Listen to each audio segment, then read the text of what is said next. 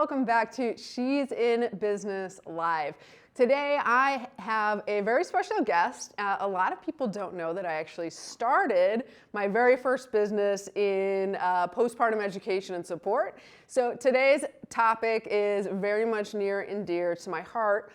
We're going to be talking about not only how to start a business in healthcare, but the importance of postpartum care, postpartum health, and everything that's involved from pregnancy to what we call the fourth trimester, which is after you've had the baby. And a lot of us business owners are still having kids. We're starting our families and running a business. So it's especially poignant for us entrepreneurs as well to know that this kind of support is available. So today we have Quoida Lauzon coming on. I'm very excited to have her. She started her business to help women thrive in their motherhood journey. She's a registered nurse, and currently her business is catered to parents and offering the guidance and support that they deserve.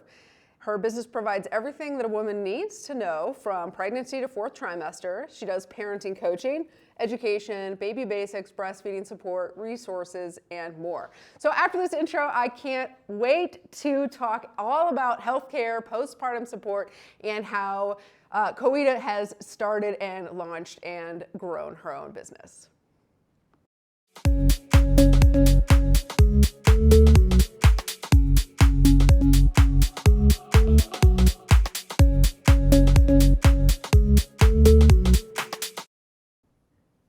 Hey, Quoida, how you doing? Good, how are you?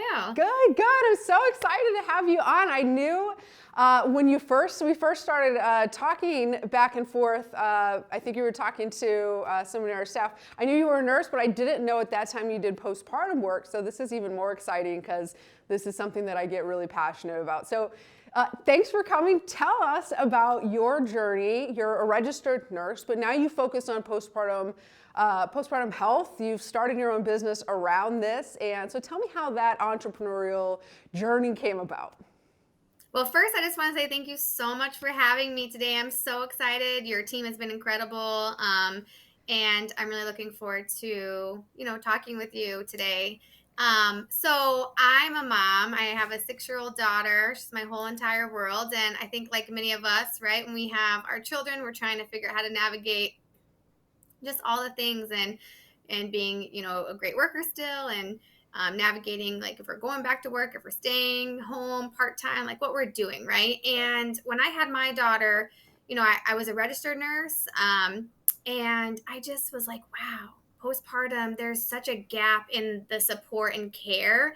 And even though I knew so much from my education and helping other parents, I was like, yeah, no, it was a big shock to even myself. I'm used to being like, high five, like, bye, good luck, call us if you need us to other parents, right? But then when I was like, oh my gosh, like we're going home with this beautiful little baby and having that true lived experience of becoming a mom and postpartum and, 70 to 80% of women have baby blues.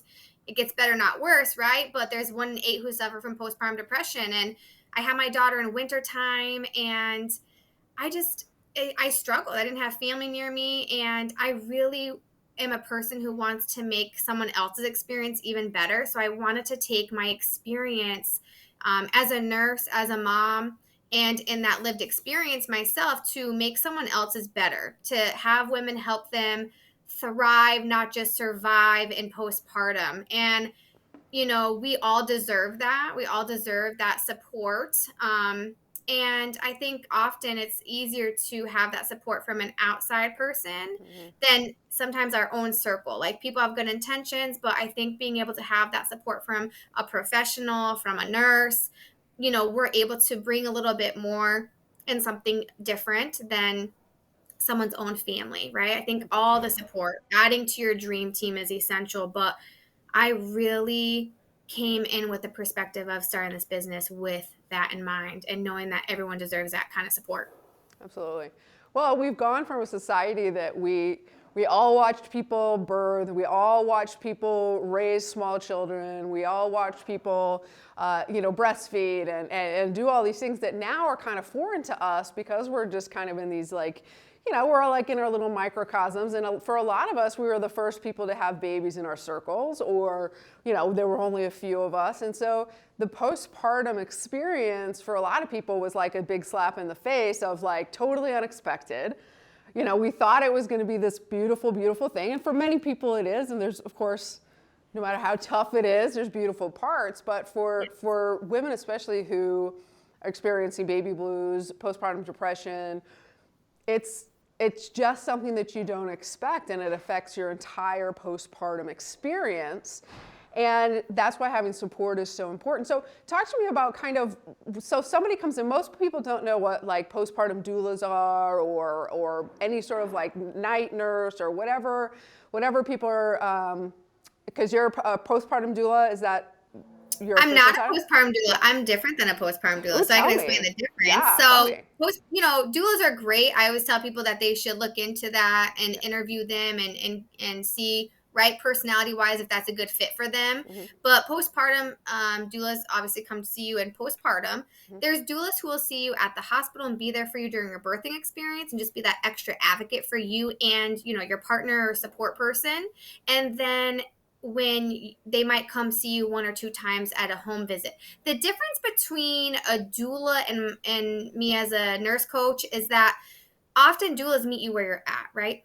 They're helping you on your questions and needs of right now. What we're doing is during the pandemic, I created a program called EPIS. So we actually team up with companies now as well and help their employees who are going out on maternity and paternity leave. And the cool part about that is that we're able to do, we do one-on-one virtual coaching, but we meet people where they're at and then give them more. Mm-hmm. So as a nurse, so for my professional experience, I kind of know, right, like what people usually are going through in that first week, second week, right? So we're helping with when it comes to your body, your mind, your mindset, your relationships, prepping and going back to work if that's what you're choosing. We're helping you navigate staying home.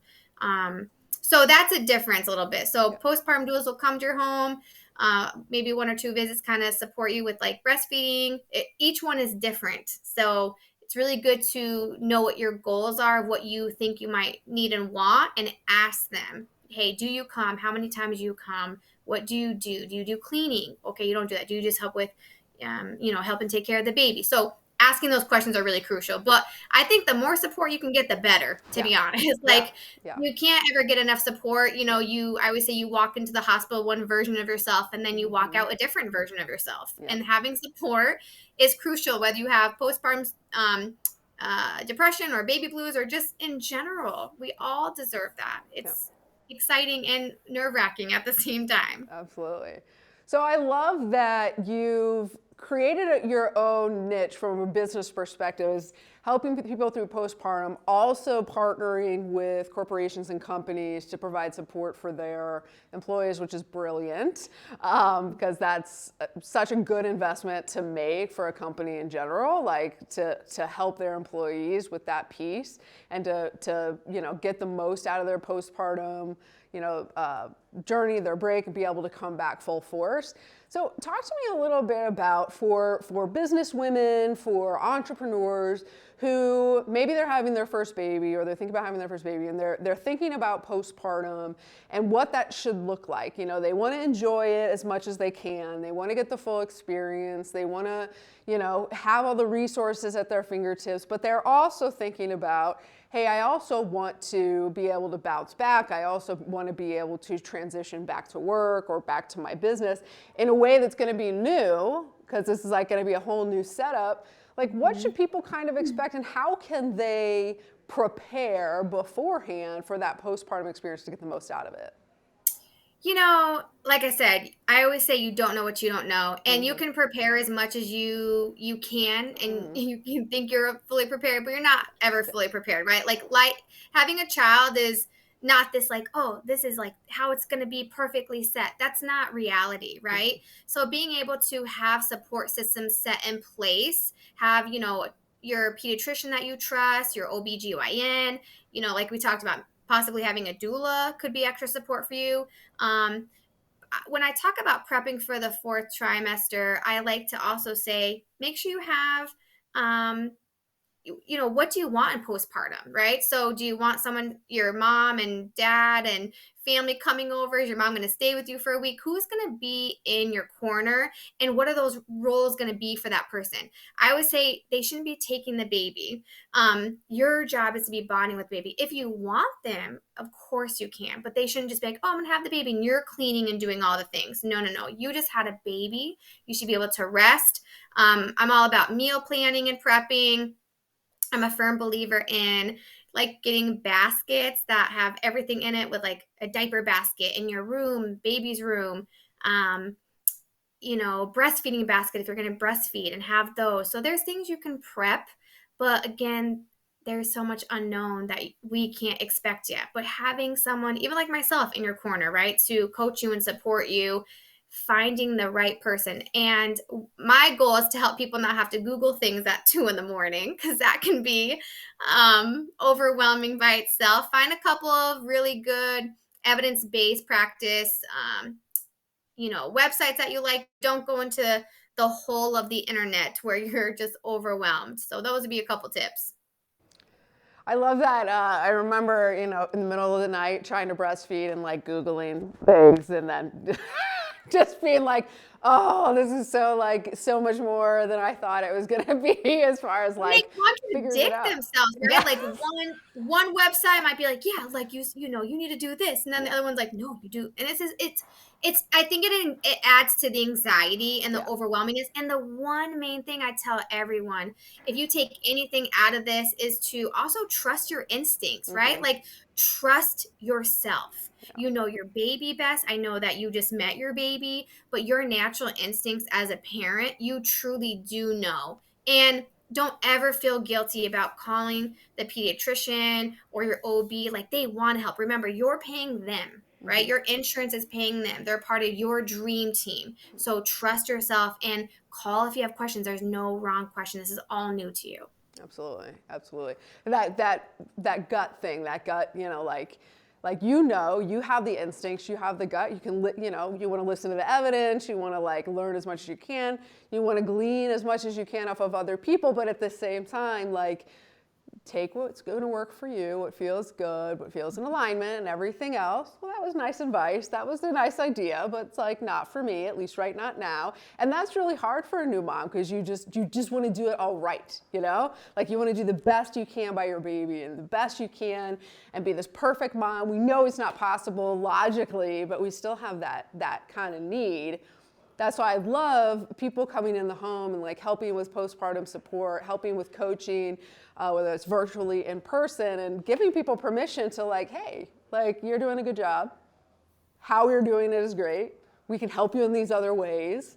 Do what feels good. So when you're talking, to new moms especially, what kind of things are you finding the most challenging, especially for professional moms? Like, what do they seem to struggle the most with during that postpartum period?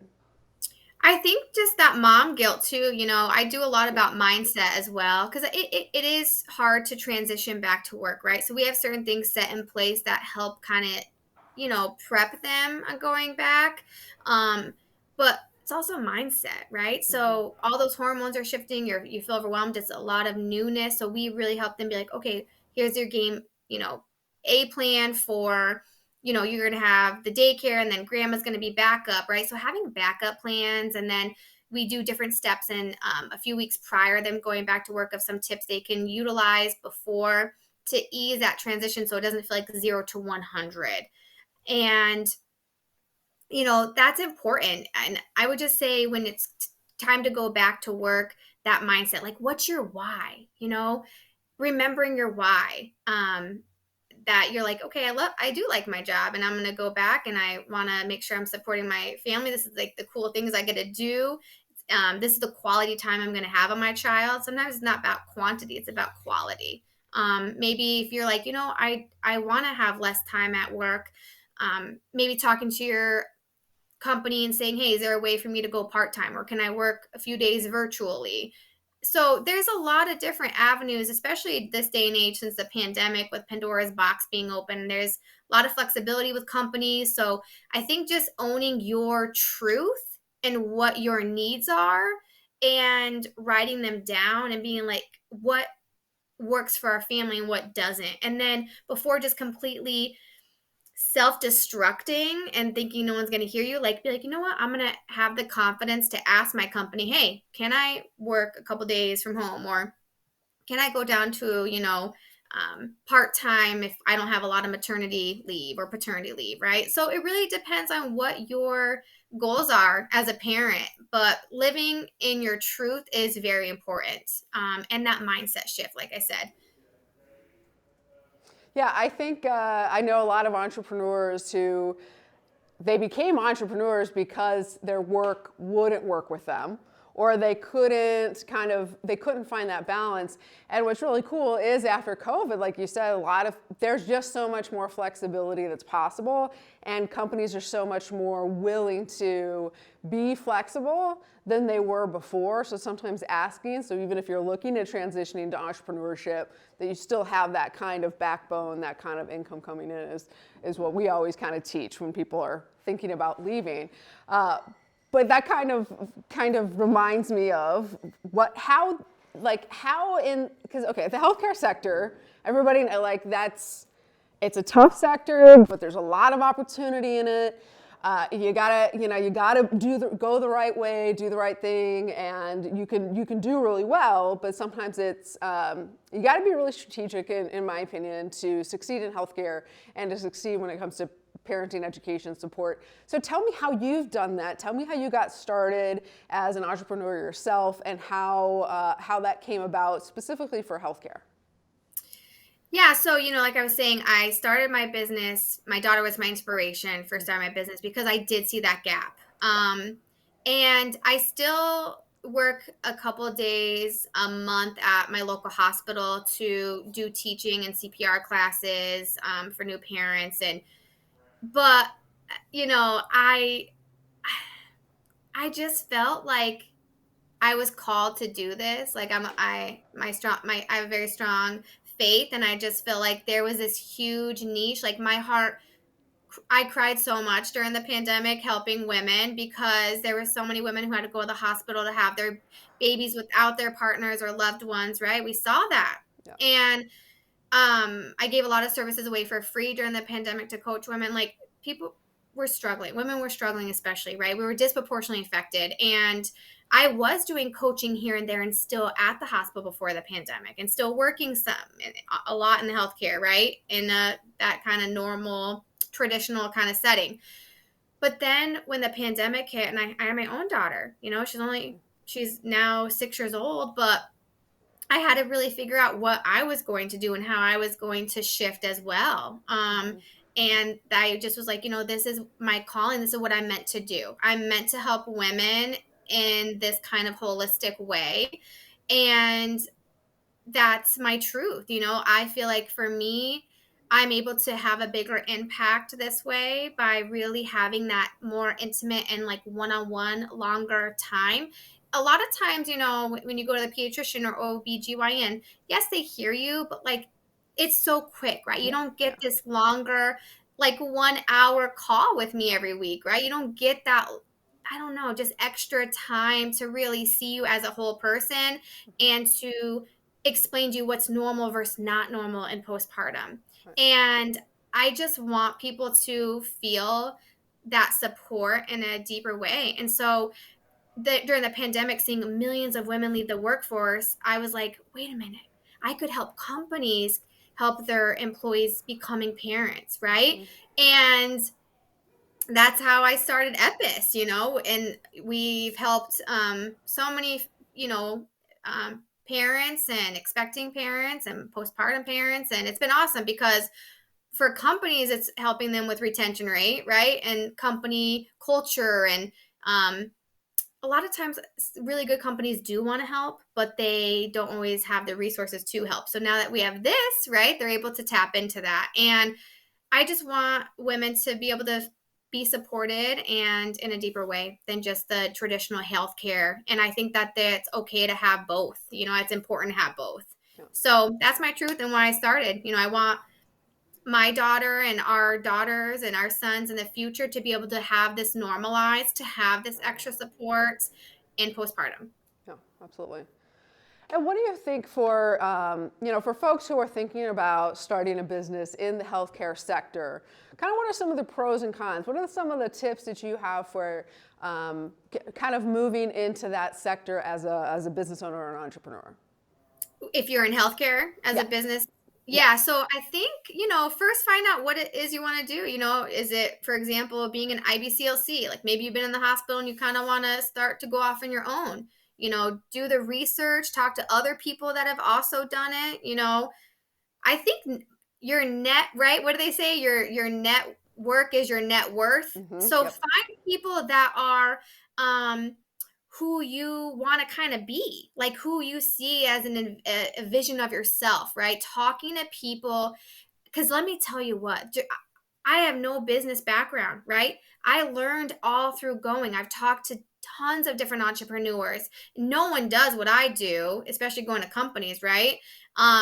So this mindset shift of having to build relationships and network and get to know other entrepreneurs and ask them questions. Okay, who do you recommend for an attorney? Okay, hey attorney, what kind of contracts do I need to do this? What's the legal part? Okay, do I need an LLC? Like figuring out, and in healthcare, being a healthcare with my nursing background, right? So I have a PLLC in New York State. So that's different than an LLC. So knowing those different things, but with a lot of research and each person, you bring them value and they're going to bring you value back, right? So meet people, network, ask around, that would be my tip. I think too, like people, especially when you start kind of like local and you start to just look for opportunities to like just talk to people, so many people are willing to like help you out, mentor you, and give you advice. And I think people when they're first starting are a little bit afraid, like that, they're gonna think I don't know what I'm talking about, and that I'm new, and that I haven't paid my dues. And it's like not like that at all. No, I mean, it's awesome. I've met some. Don't get me wrong. I've definitely met some people. I'm like, oh my gosh, they're not my person. Yeah. But to have me.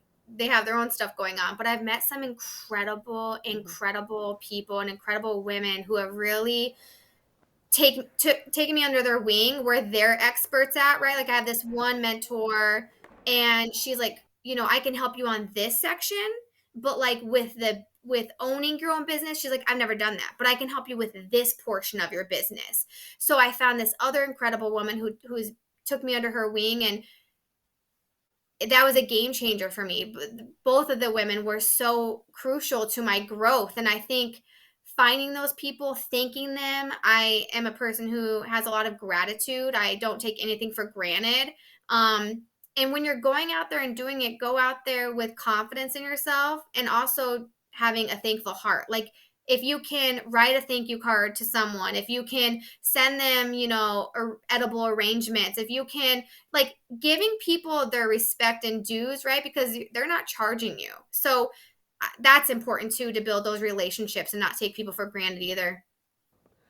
Yeah, I think people have lost that, like, write a thank you card, right? Like, I got something in the mail the other day, and I was just like totally delighted. It was from somebody I had purchased a course for forever ago, and I was like, well, now she's going to be top of mind forever. I love things in the mail. So, and what do you, if you could start over, or you could tell your beginner business self, one thing, what would be your big tip you would go back and tell yourself in getting started? Even now, I feel like, because I still struggle. I think be kind to yourself.